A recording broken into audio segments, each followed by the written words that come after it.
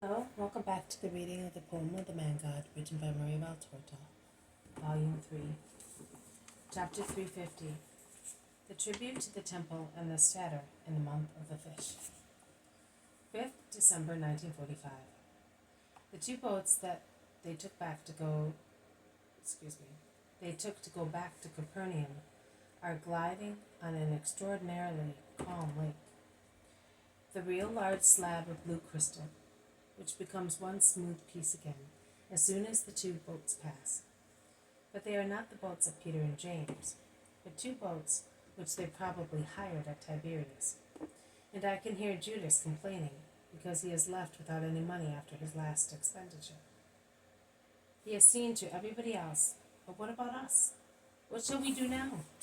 I was hoping at Chusa, but nothing. We are in the same state as a beggar, one of the many who beg for alms of pilgrims on the roads, he grumbles in a low voice to Thomas. But the latter replies good-naturedly, "What does it matter if it is so? I am not at all worried." "Of course, but when it is time to eat, you are the one who wants to eat more than anybody else." "Certainly, I'm hungry. I am brave even in that respect."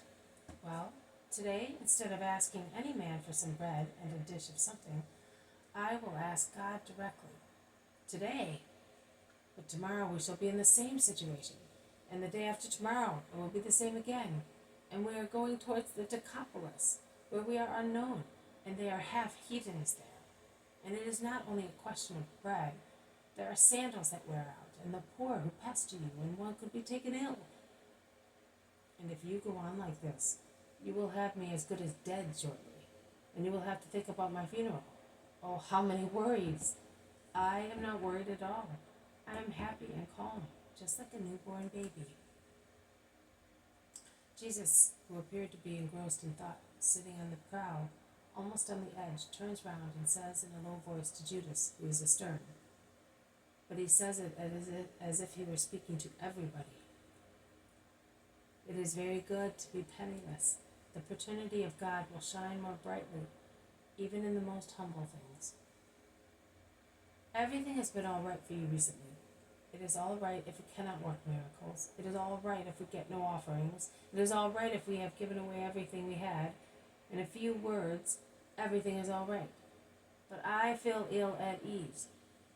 You are a dear master, a holy master, but as far as material life is concerned, you are worth nothing," says Judas without bitterness, as if he were criticizing a good young brother, or whose improvident kindness he was proud. And Jesus replies to him smiling, "It is my greatest quality to be a man worth nothing with regard to material life. And I say again, it is very good to be penniless," and he smiles broadly. The boat rubs the shingly shore and stops. They land while the other boat comes close and is about to stop. Jesus goes towards the house with Thomas, Judas, and James, Philip, and Bartholomew. Peter lands from the second boat with Matthew, the sons of Zebedee, Simon Zealot, and Andrew. But while everybody sets out towards the house, Peter remains on the shore to speak to the boatmen who brought them there and with whom he is perhaps acquainted, and later helps them to set sail. He then puts on his long tunic and walks up the shore towards the house. While he is crossing the market square, two men go towards him and stop him, saying, "Listen, Simon of Jonah." "I am listening. What do you want?" "Your master, only because he is such, does he or does he not pay the 2 drachmas due to the temple?" "Of course he does. Why should he not?" "Well, because he says that he is the Son of God, and he is," retorts Peter decidedly, and he is already flushing with rage. And he adds, "But as he is also a son of the law, and the best son the law has, he pays his drachmas like every Israelite." "We have no proof of that. We are told that he does not pay, and we advise him to do so." Mumbles Peter, who is on the point of losing his temper. "My master does not need your advice. Go in peace, and tell those who have sent you here that the drachmas will be paid at the first opportunity." "At the first opportunity? Why not at once?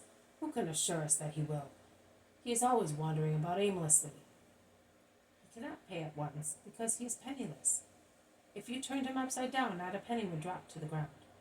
We are all penniless, because we, who are not Pharisees, who are not scribes, who are not Sadducees, who are not rich, who are not spies, who are not asps, we gave what we have to the poor, according to his doctrine. Have you understood?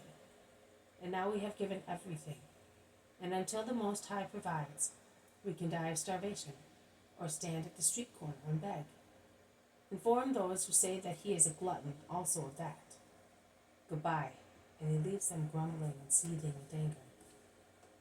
He goes into the house and upstairs where Jesus is listening to one who begs him to go to a house on the mountain beyond Magdala, where a man is dying. Jesus dismisses the man, promising to go there at once. And after the man has left, he turns towards Peter, who is sitting in a corner engrossed in thought, and says to him, "What is your opinion, Simon? As a rule, from whom do the kings of the earth take toll or tribute? From their sons or from foreigners?" Peter starts and says, "How do you know, Lord, that I was going to say what I was going to say to you?" Jesus smiles, making a gesture as if to say, "Never mind." He then says, "Answer my question." "From foreigners, Lord." "Well then, the sons are exempt, as in fact is right, because a son is of the same blood and household of his father, and therefore he must pay only tribute of love and obedience to his father. So I, the son of the Father, should pay no tribute to the temple, which is the house of the Father." You gave them the right answer, but as there is a difference between you and them, which is that you believe that I am the Son of God, while they and those who sent them do not. In order not to scandalize them, I will pay the tribute, and at once, while they are still in the square collecting the money. "But how, if we have not one penny?" asks Judas, who has approached them with the others. "You can see whether it is necessary to have something." "We can ask the landlord to lend it to us," says Philip. Jesus makes a gesture with his hand, commanding silence, and says, "Simon of Jonah, go to the beach and cast a line with a strong hook as far as you can, and as soon as a fish bites, draw the line. It will be a big fish. Open its mouth on the shore, and you will find a stater inside it. Take it, go to these 2 men, and pay for me and for you.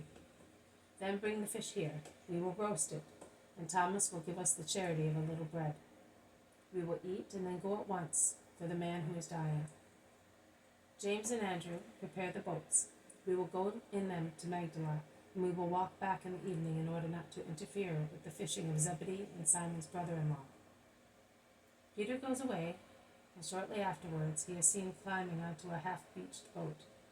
He throws a thin, strong line fitted with a little stone or lead at the end, to which is attached the real fishing line. The water of the lake forms silvery spray when the weight sinks into it, and then it becomes calm again when concentric circles slowly move away. But shortly afterwards, the little rope which hung loose in Peter's hands is pulled taut and vibrates. Peter pulls the cord, which is shaken more and more vigorously.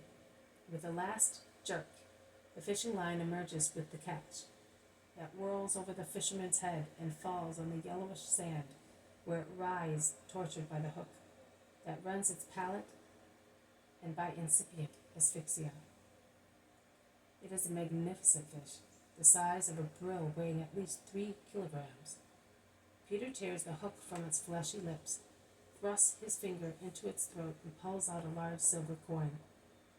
He lifts it up, holding it between his thumb and forefinger to show it to the master, who is at the parapet of the terrace. He gathers the thin rope, rolls it up, picks up the fish, and runs away towards the square. All the apostles are dumbfounded. Jesus smiles and says, "And we will thus remove a scandal." Peter comes in. "They were coming here. and Eli the Pharisee is with them. I endeavored to be as kind as a young girl, and I called them, saying, Hey, messengers of the fisc, take this. That's 4 drachmas, isn't it? 2 for the master and 2 for me. We are now square, are we not? I will be seeing you in the valley of Jehoshaphat, particularly you, my dear friend. They took offense at my mentioning the fisc. We are of the temple, not of the fisc. You collect taxes like excisemen. Every tax collector, as far as I am concerned, is of the fisc, I replied. And Eli said to me, You insolent one, are you wishing me to die? No, my friend, never. I wish you a pleasant journey to the valley of Jehoshaphat. Are you not going to Jerusalem for Passover? So we can meet there, my dear friend. I do not wish and I do not want you to take the liberty of calling me your friend. In fact, it is too big an honor, I replied, and I came away. The amusing side is that half the people of Capernaum were there, and they saw that I paid for you and for me, and that old snake will not be able to say anything now. The apostles could not help laughing on hearing the story and seeing Peter's miming. Jesus wants to be serious, but a light smile slips from his lips while he says, You are worse than mustard. And he concludes, Cook the fish and let us make haste. I want to be back here by sunset. Thank you for listening. I will see you tomorrow. May God bless you. Oh, this has been a reading from the Poem of the Man God, written by Maria Valtorta, Volume 3, Chapter 350, The Tribute to the Temple and the Statter in the Mouth of the Fish. Thank you for listening. I will see you tomorrow. May God bless you, and may peace be with you.